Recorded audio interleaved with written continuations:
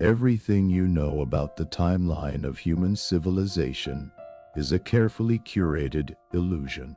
In 1922, a baked clay prism was recovered from the sands of Iraq, a document that challenges our very definition of mortality.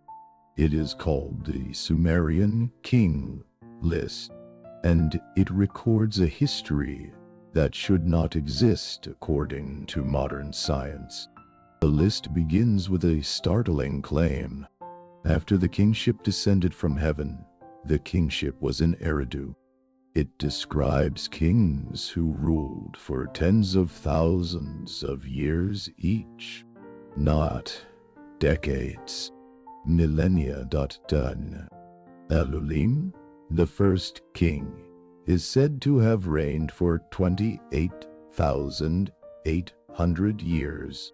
Modern historians dismiss these numbers as mere mythology or symbolic exaggeration. But there is a problem. The list makes no distinction between these god-kings and historical figures we know were real.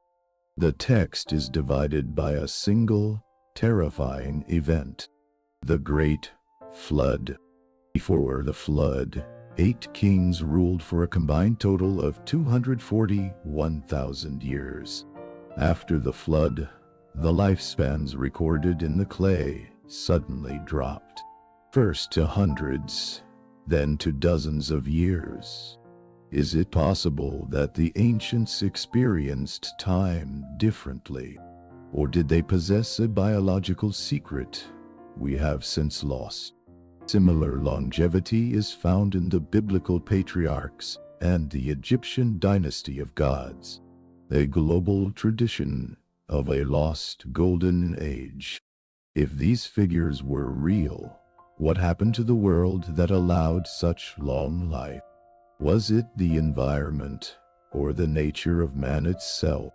Perhaps history is not a straight line, but a fading echo of a greatness we can no longer comprehend.